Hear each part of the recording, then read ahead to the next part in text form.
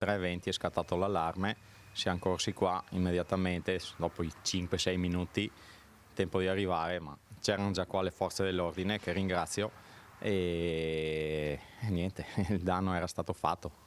Hanno usato un furgone come ariete, rubato poco prima a un imprenditore edile della zona e frantumato la vetrina di un negozio di biciclette da corsa e hanno rubato bici e attrezzature di pregio per un valore complessivo che si aggira sui 200.000 euro. È accaduto nella notte di giovedì 22 agosto intorno alle 3:20 ad Azzano Decimo nella centralissima viale Rimembranze. Secondo una prima ricostruzione ricavata dai filmati registrati dalle telecamere di videosorveglianza e dalle testimonianze e dei vicini dell'area del furto, alcune persone con il volto travisato, dopo aver lanciato il veicolo commerciale rubato precedentemente a un imprenditore edile contro le vetrate, si sono introdotte nel negozio e hanno portato via 15 biciclette di marca Pinarello e Villiers, fuggendo subito dopo. L'azione è avvenuta nell'arco, pensate, di meno di 3 minuti.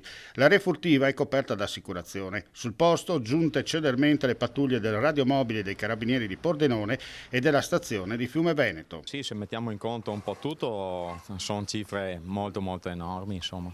Immaginiamo che è tutto coperto da assicurazione, questa cosa è importante. Sì, sì.